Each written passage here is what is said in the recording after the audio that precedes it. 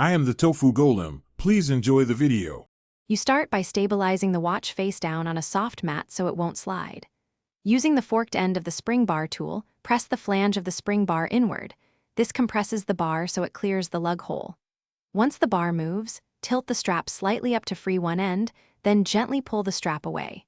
Make sure to keep pressure steady so the spring bar doesn't launch. If you feel resistance, stop and readjust your angle before continuing. Once one side is freed, move to the other lug and repeat the compression while supporting the bracelet. This prevents sudden ejection. If the bracelet uses a screw, back it out slowly with a matching micro screwdriver. If it uses a pin, push it out from the correct direction. As you free components, catch each spring bar or screw with tweezers and lay parts in a parts tray. You do this to avoid loss and to inspect wear before reassembly.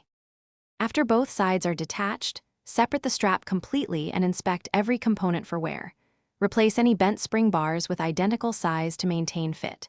If a spring bar slips and hides, use small tape over the lug to trap it or depress the bar while you extract with tweezers. Once done, clean the contact points and store loose parts safely. If reattaching, make sure the bar seats in both lug holes and that the bracelet moves smoothly without play. Thanks for watching. Consider subscribing if we helped you today.